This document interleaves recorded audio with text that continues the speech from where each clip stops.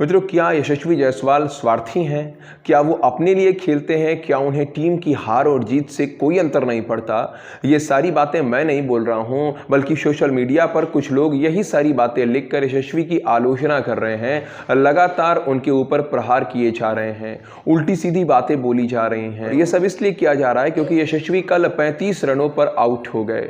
मित्रों, कल हुआ ये कि यशस्वी जायसवाल 51 गेंदों में 35 रन बनाकर खेल रहे थे, मतलब कि अच्छी तरह से सेट हो चुके थे। फिर 18वें ओवर की पहली गेंद पर उन्होंने एक लंबा शॉट लगाने का प्रयास किया। वो अपनी क्रीज से बाहर निकल कर आ गए, लेकिन गेंद उनके बल्ले से टकराने की जगह विकेट कीपर के हाथों में चली गई। विकेट कीपर टॉम लैथम ने उसे पकड़ लिया।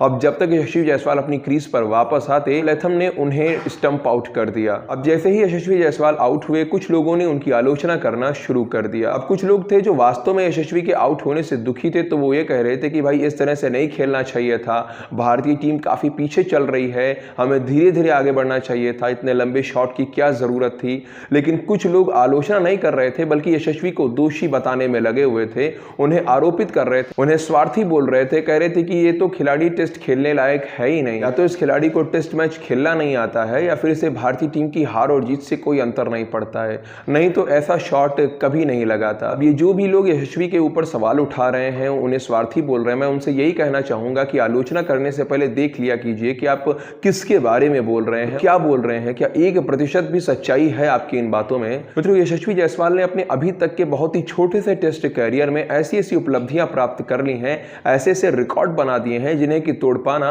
आगे आने वाले बल्लेबाजों के लिए संभव नहीं हो पाएगा। अगर उनके आंकड़े बताना शुरू करूं तो अभी के समय में जितने भी युवा क्रिकेटर हैं, उन सभी में यशस्वी टॉप पर बैठे हुए देखने को मिलेंगे आपको। लेकिन मैं आपको ज्यादा पीछे लेकर नहीं चाहूंगा। न्यूजीलैंड के खिलाफ भारतीय टीम की जो पहली पारी थी, बस उस पर ही अपना ध्यान लगा दीजिए, आपको उत्तर मिल जाएगा कि कौन किस तरह से खेल दिखाता है। मित्रों, पहली पारी में भारतीय टीम मात्र 46 रनों पर सिमट गई थी। हर एक खिलाड़ी आउट होकर पवेलियन लौट गया था, और रोहित विराट जैसे दिग्गज जो हैं, अश्विन जडेजा जैसे जो खिलाड़ी हैं, ये तो 0 पर आउट होकर वापस जा रहे थे। इन लोगों से रन बनाना तो दूर की बड़ी बात है, ये लोग रन तो नहीं बना पा रहे थे, इसके साथ में कोई मैदान पर टिक भी नहीं पा रहा था। कोई 2 गेंदें खेलकर वापस जा रहा था, तो कोई 5 गेंदें, तो कोई 10 गेंदें। मतलब कि इन सभी दिग्गज खिलाड़ियों से मैदान पर खड़े रहना भी संभव नहीं हो पा रहा था। ऐसी कठिन स्थिति में यशस्वी जायसवाल एकमात्र ऐसे खिलाड़ी निकलकर सामने आए जो लगातार मैदान पर खड़े रहे। उन्होंने स्थितियों को ध्यान में रखकर खेल दिखाया। जहां पर रोहित विराट मात्र 2-4 गेंदें खेलकर वापस गए थे, वहीं पर यशस्वी जायसवाल एकमात्र ऐसे खिलाड़ी थे जिन्होंने अकेले 63 गेंदों का सामना किया।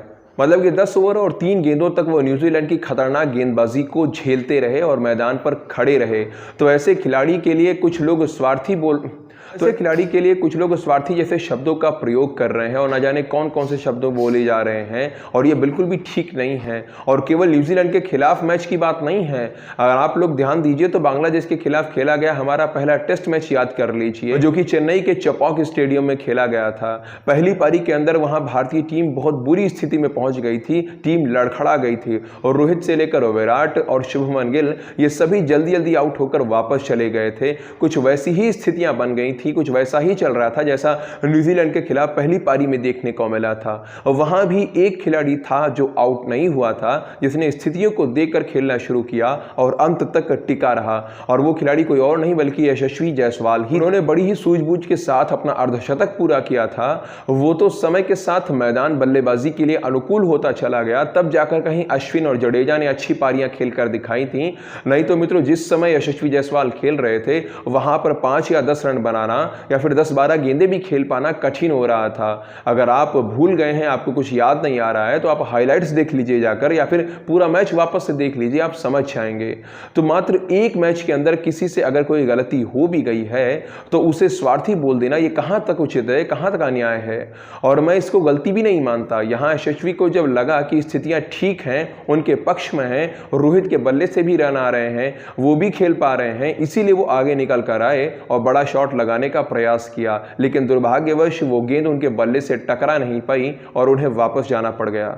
लेकिन कोई बात नहीं, अभी न्यूजीलैंड के खिलाफ 2 टेस्ट मैच और बाकी हैं। निश्चित ही यशस्वी जायसवाल कुछ अच्छा करके दिखाएंगे। बाकी मित्रों, आप लोगों को क्या लगता है, यशस्वी की जो आलोचना हो रही है क्या वो सही है? क्या ऐसा होना चाहिए? या फिर आप भी मानते हो कि यशस्वी ने अभी तक जैसा खेल दिखाया है, जो रनों के बड़े बड़े रिकॉर्ड्स बना कर दिए हैं, उसको देखते हुए उन्हें स्वार्थी बोलना कहीं से भी ठीक नहीं है। यशस्वी के साथ बहुत ही अन्याय करने जैसा हो जाएगा।